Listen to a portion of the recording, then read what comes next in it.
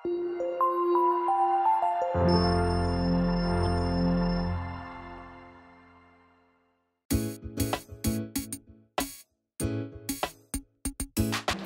jadi pada awalnya tuh saya berkarir sebagai jurnalis Metro Sinuan di Metro TV seperti itu. Jadi setelah saya kuliah dari China, saya lulus, saya mencoba peruntungan di dunia pertelevisian seperti itu.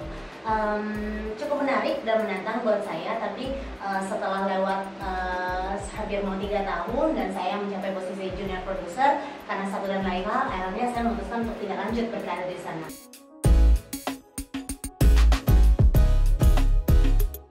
Yang pasti kesulitannya banyak karena kita memang tidak punya ilmu dan background dari sana ya. Tetapi saya merasa ada beberapa hal yang memang harus, kompetensi yang memang kita harus miliki sebagai HR.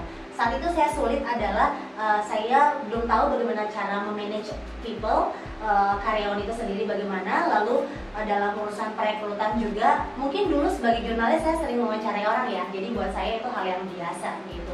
Tetapi pada saat mewawancarai orang untuk meng-hire itu punya teknik yang berbeda gitu, dan itu memang harus saya pelajari kembali. Dan untuk menjadi saat itu juga saya ditugaskan untuk memegang payroll gitu, dan saat itu saya benar-benar dituntut untuk bekerja lebih detail gitu.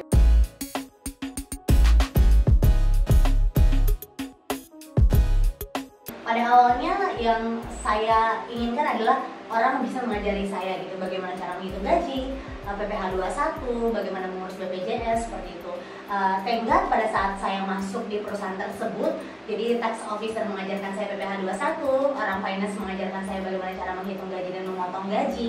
Kalau BPJS sendiri, basically akhirnya saya coba browsing sendiri dan coba langsung tanya ke bagian BPJS sendiri bagaimana cara mengurus dan penghitungannya seperti apa.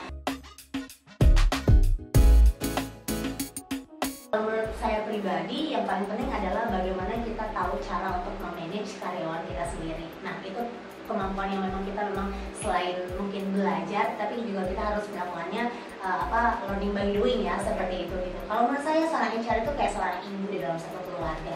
Ibu melahirkan anak-anak dan dia harus mengurus anak-anaknya hingga anak-anaknya besar dan tumbuh dewasa seperti itu.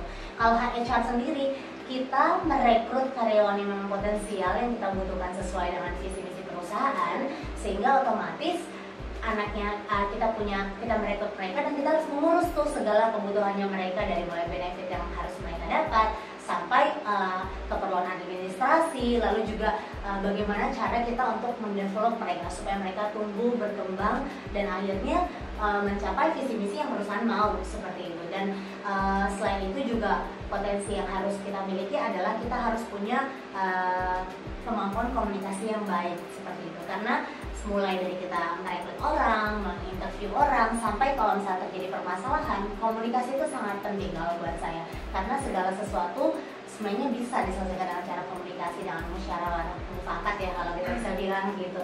Dan buat saya itu kompetensi yang sangat basic sih, dan yang lain-lainnya saya rasa bisa kita pelajari pada saat kita mengerjakan bidang ini sendiri.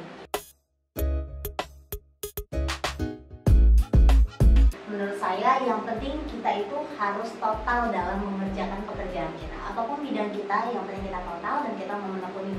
Karena kita tahu bahwa kalau misalnya kita total, otomatis kan kita mau terus belajar, kita mau terus meningkatkan kemampuan kita gitu. Memanage people itu nggak gampang karena basically zaman ke zaman orang berbeda. Generasi X seperti apa, generasi Y seperti apa, itu pun juga berbeda. Kita treatnya juga harus berbeda gitu. Otomatis kan kita harus terus belajar dan memanfaatkan resource yang ada. Mungkin dulu manual, sekarang udah online gitu, dan itu lebih gampang kan.